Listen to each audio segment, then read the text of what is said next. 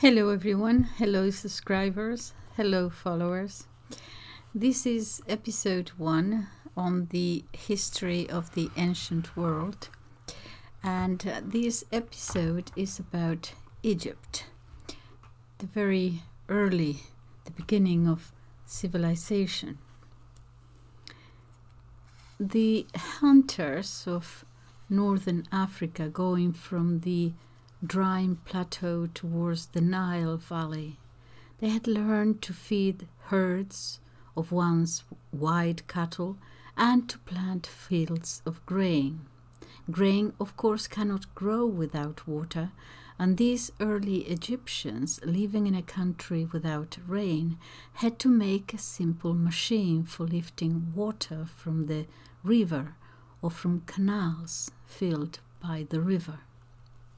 The overflow of the river, the flooding, often clogged the canals with mud, so that the men of a whole group of villages would go out together to dig out and clear the canals. Otherwise, there would be no water for the grain fields, no harvest, and finally no bread. The leader of one of these groups probably eventually became the first chieftain, who controlled the irrigation trenches and canals of the district. And to him, the villagers were obliged to carry every season a share of the grain or flax. Eventually, of course, one of the chieftains would conquer the rival chieftains. And so eventually we have all the delta under one. The lower Egypt, because it was under one chieftain. But we can separate Egypt at these very early stages between Lower Egypt and Upper Egypt. Lower Egypt because it was lower on the river and then king, and also then a king of the Upper Egypt. So there were two kings. They would fight, and eventually, and the Lower Egypt king won the battle, uniting them in one kingdom.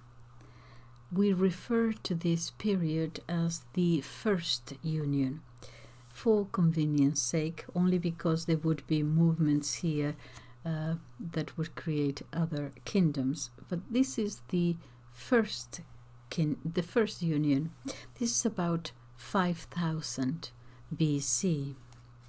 Now, agriculture, therefore, had improved human conditions considerably, making it possible for men to give up pretty much the hunting life and to live in villages. The fields were cultivated by hand with a hoe, which was a very slow method.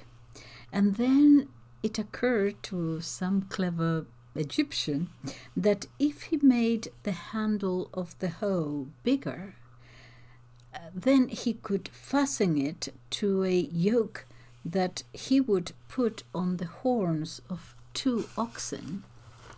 This was quite a good idea.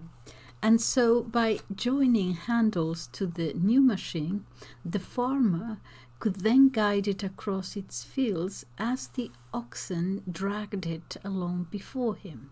This is important because hoe culture became plough culture.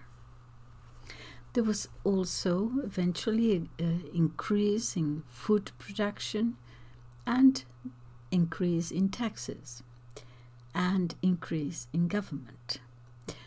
Other discoveries that the Egyptians made: the number of days in a year, 365. Although they came a quarter of a day short, it's not very much, 5000 BC, a 12-month year from the use of the moon month, so 12 months in a calendar year, obviously, but each month was to have 30 days. Now, these 12 30 days month formed a short year of 360.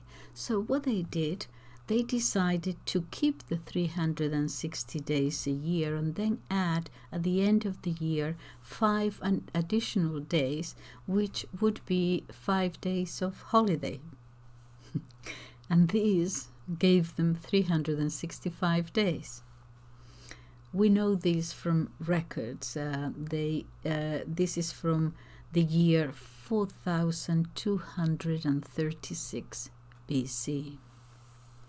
Also, the beginning of writing. Well, first of all, see, they drew pictures eventually. Yes, so there were certain stages here. First of all, pictures, and then phonetic sounds, and then syllable signs, and then alphabetic signs.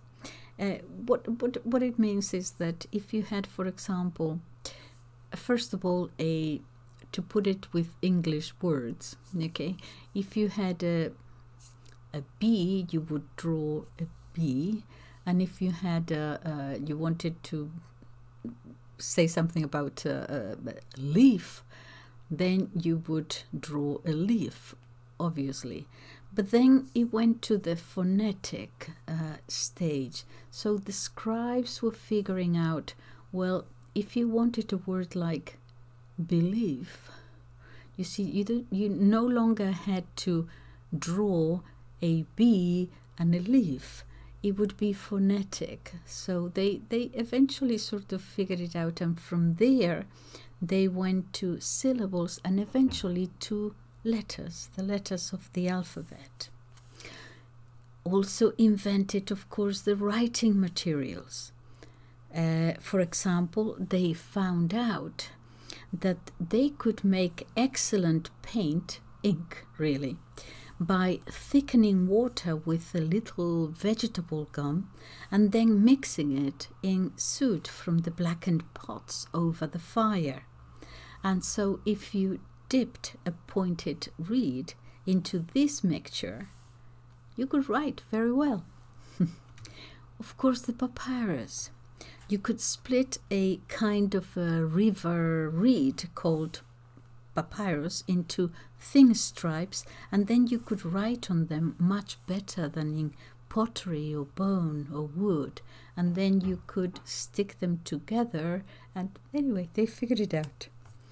Some say that this was first invented in China. The author of the book, Professor Breasted, says that no, actually, that we tend to believe that the Chinese civilization is older than the Egyptian, and he gives reasons for why this is not so, but I myself don't know. In any case, they obviously, even if it had already been discovered in China, they didn't know. They invented it themselves. Okay, so with writing came better commerce, and that with that, organized society. Okay, so the Upper Egypt and the Lower Egypt eventually became one kingdom, and we call that, just for convenience sake, the First Union. But it did not endure. The two kingdoms fell apart, and then in Upper Egypt arose a strong leader, Menes, and by 3360 BC he had conquered both Upper and Lower Egypt, one kingdom united. More learning, more progress, mining, metals, and that will give rise to eventually the Second Union and the Pyramid Age, that is from the 30th to the 25th century BC. And the rise of the pharaohs. The pharaoh was so reverence, that the people did not mention him by name, but spoke instead of the palace where he lived. That is how they would address him, and that was Pharaoh, which means in Egyptian the great house. So what we have now is a second union, the age of the pharaohs. And now, of course, we have a royal city with all the splendor, the great pomp. Later, this great city would be called Memphis. And that period then would give rise to the equivalent in European terms would be the feudal age, in that the nobles would fight the king. One of the things that these nobles had, among many other things, were libraries, the oldest libraries in the world. And it is because of the fragments we have that we know how they lived and how they thought. They are in the form of rolls of papyrus, which were then packed in jars, neatly labeled, and put on shelves. And here there are the most ancient storybooks in the world, tales of wanderings and adventures in Asia, tales of shipwrecks and at the gates of an unknown ocean beyond the Red Sea. The earliest, really, Sinbad the Sailor, and tales of wonder. Some of the stories, this is amazing, tell about the sufferings of the poor and the humble, in the hope of stirring up the rulers of the people to be just and kind in their treatment of the weaker classes. Some describe the wickedness of men and the hopelessness of the future. And others, listen to this, others tell of a righteous ruler who was yet to come. And they called him the Good Shepherd, meaning a good king, who would bring justice for all. Thus arose the earliest dream of the Messiah, says the author of the book, Professor Bredsted. There were also advances in mathematics and geometry. And within this kind of feudal system, if we can call it this, there was also the rule of the census, which was to be taken every few years, and those lists were used to for taxation purposes, just like today. Okay, so then came the empire, the building of temples depicting victorious wars in Asia. The pharaohs became great generals with I'm reading my notes, you see, with a well-organized army. And now they had also horses and chariots.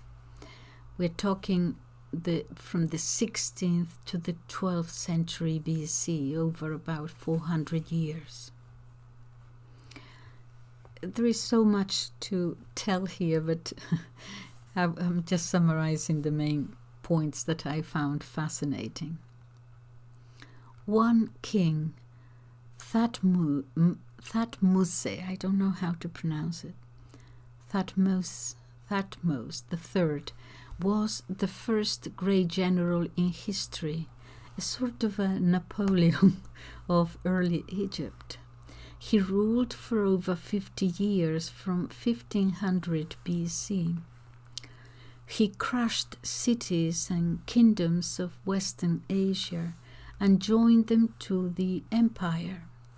He built fleets which went all the way to Greece and the Aegean Sea. In religion also there were great changes since the time of the pyramids.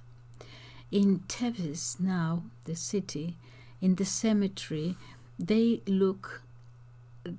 actually, you can see inscriptions anyway that tell us that they actually look forward to judgment in the next world, where Osiris being the goddess, first of all there was the sun god, and the Nile, and then out of these two Osiris, where Osiris was the great judge and king. Every good man will rise from the dead, as Osiris had done, but in the presence of Osiris he would be obliged to see his soul weighed in the balances over against a feather, the symbol of truth and justice. So their ideas about the new world were growing, but also about this world. They cared about both, but they saw the after you die that world in a different light, in that there was judgment there. They had always believed in many gods, but they had thought of the gods, even such an important god as Re, the sun god, as ruling only in Egypt. No one had ever heard of a god who ruled the whole world. Now, with the pharaohs, who were ruling far beyond the limits of Egypt, they began to grow used to the idea of a larger rule, which included a great part of the world they knew. So perhaps the sun god did not just rule in Egypt, perhaps he was a god of all the world. Let me quote here from the book, because the author writes this so beautifully. It's not very long what I want to read you, but he's going to explain this so well. When the empire was some 200 years old, Amenhotep III's youthful son, Amenhotep IV, became king about 1375 BC. He was convinced that the sun god was the god of the whole world, and also that he was the only god. Let me just check the volume here. Excuse me. Okay. That he was the only god.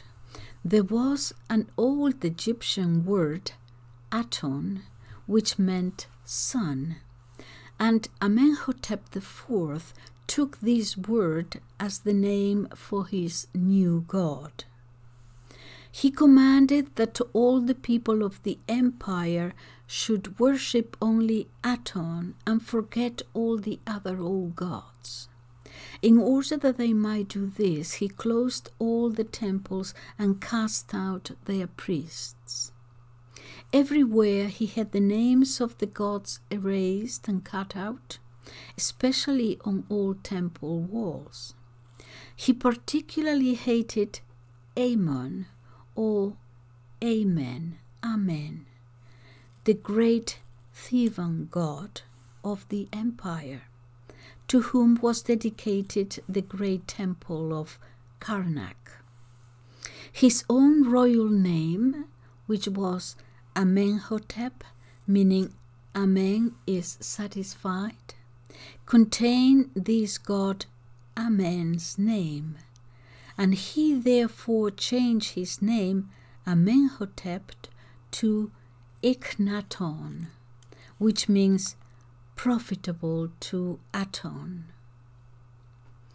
Ikhnaton, as we must call him from now, finally forsook Thebes, the magnificent capital, where there were so many temples of the old gods, and built a new city further down the river, which he named Horizon of Aton. It is now called Amarna. This city furnishes very valuable information about Akhenaton and his new religion, for the place was forsaken a few years after Akhenaton's death, and beneath the rubbish of its ruins today we find the lower portions of the walls of the houses and palaces which the king and his followers built. In the ruins of a sculptor's studio, the excavators found many beautiful works which have greatly increased our knowledge of the wonderful sculpture of the age.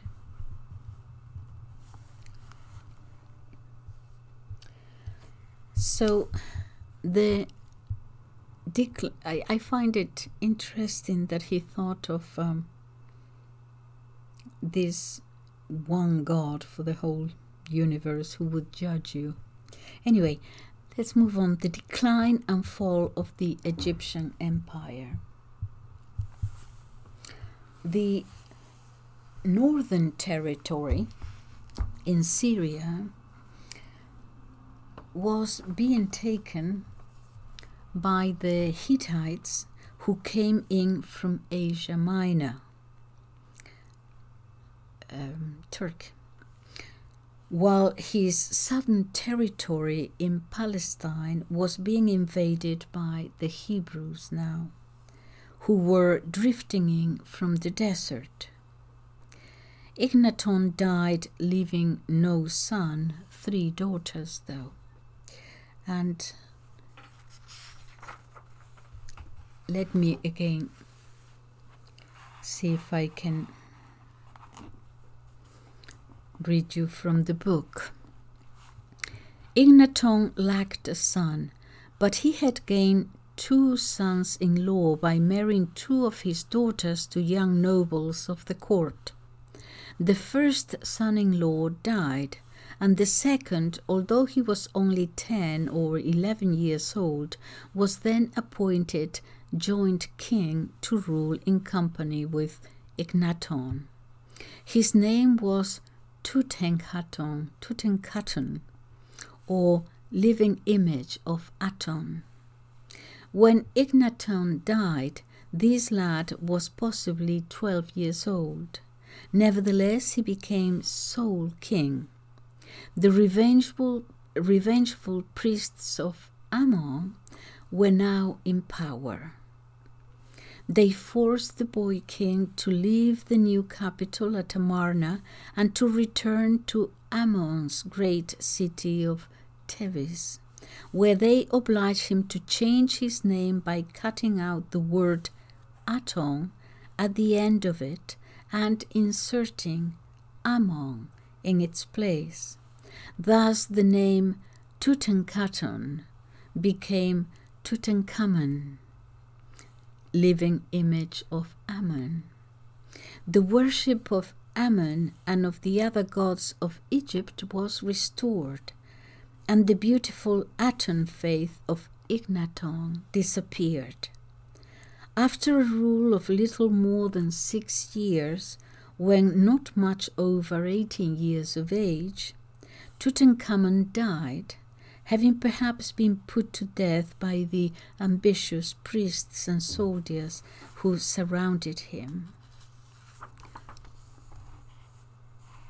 He was buried among the emperors, the great ancestors of his wife, Akhenaton's 3rd daughter.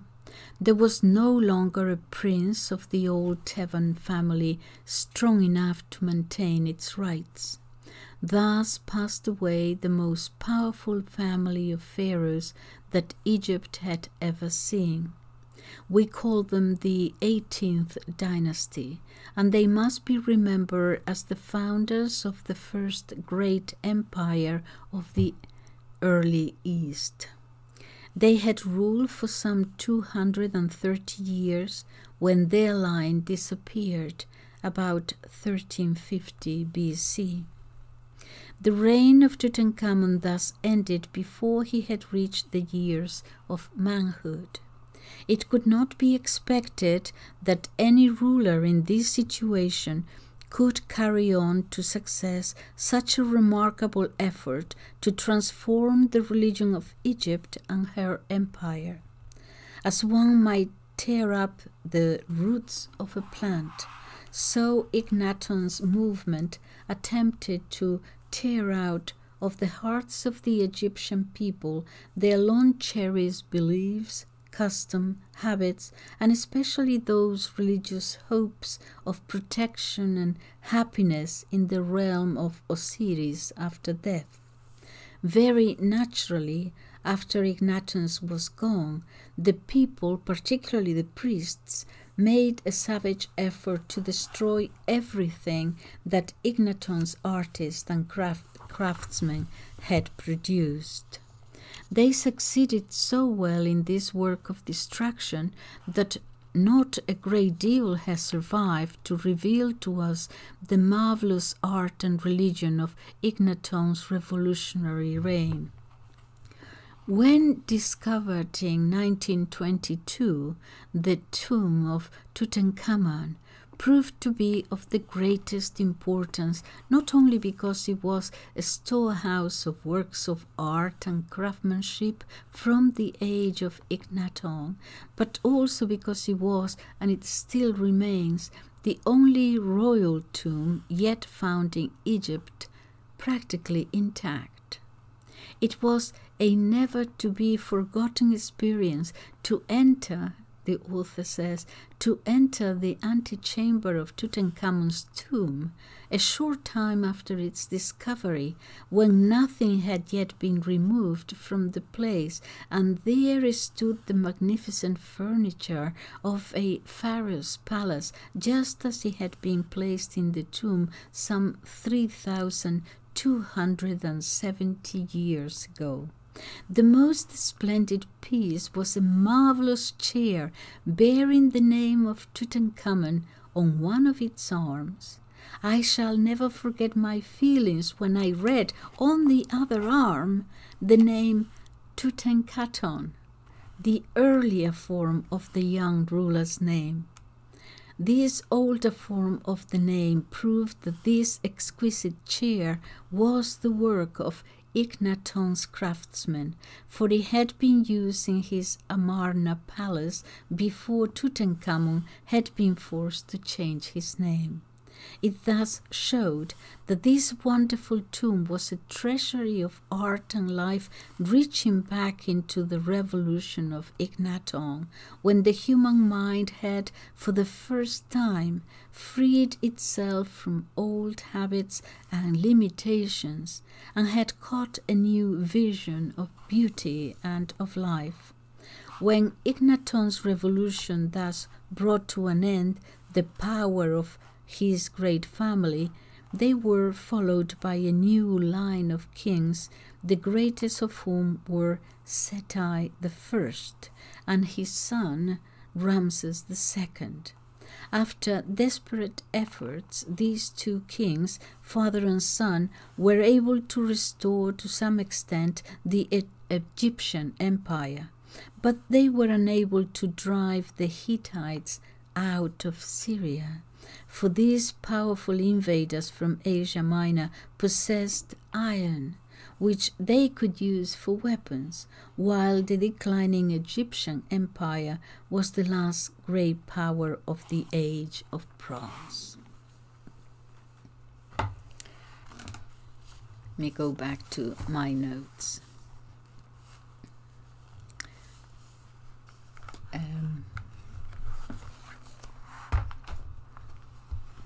Sorry, I'm getting confused here.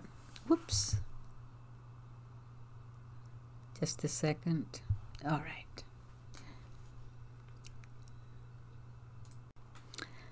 At Thebes, the symptoms of the coming fall of the empire may be seen even at the present day. If we examine the Great War pictures on the Theban temples, we find in the battle scenes of the later empire numbers of foreigners serving in the Egyptian army. This shows that the Egyptians had finally lost their temporary interest in war and were calling in foreigners to fight their battles. Among these strangers are the peoples of the northern Mediterranean, whom we left there in the late Stone Age. Here on the Egyptian monuments we find them pictured after they had learned from Eastern peoples the art of using metal. With huge bronze swords in their hands, we see them serving as hired soldiers in the Egyptian army. Their kindred at home and other Mediterranean foreigners finally invaded Egypt in such numbers that the weakened Egyptian empire fell in the middle of the 12th century BC. The great emperors were buried at Thebes in a wild and desolate valley in the western desert. Here, in over 40 rock-hewn galleries, some reaching hundreds of feet into the mountain, the bodies of the empire pharaohs were laid to rest. But we recall that it was only the tomb of Tutenkhamon which escaped pillage and robbery after the fall of the empire. Ruling as feeble kings at Thebes, the weak successors of the emperors hurried the royal bodies from one hiding place to another and finally concealed them in a secret chamber hewn for this purpose in the western cliffs. Here they laid undisturbed until in 1881 they were discovered and removed to the National Museum of Cairo. Until recently, we were able to look into the very faces of these lords of Egypt and Western Asia who lived and ruled from 35 to 3100 years ago. Thus ends the story of the empire at Thebes. The pyramids, the tombs, the temples along the Nile have told us the history of early Egypt in 3 epochs. The pyramids of Gizeh and the neighboring cemeteries have disclosed to us the Pyramid Age. The cliff tombs and the papyrus roll libraries have revealed the history and civilization of the Feudal Age.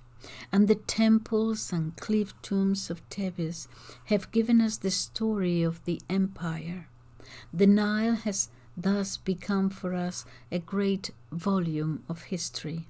Let us remember, however, that preceding these great chapters of civilization on the Nile, we also found here the earliest story of how man passed from Stone Age barbarism to a civilization possessed of metal, writing, and government. On the other hand, as we look forward, we should remember also that the 3 great chapters did not end the story. The Egyptian institutions and civilization continued far down into the Christian age and greatly influenced later history in Europe.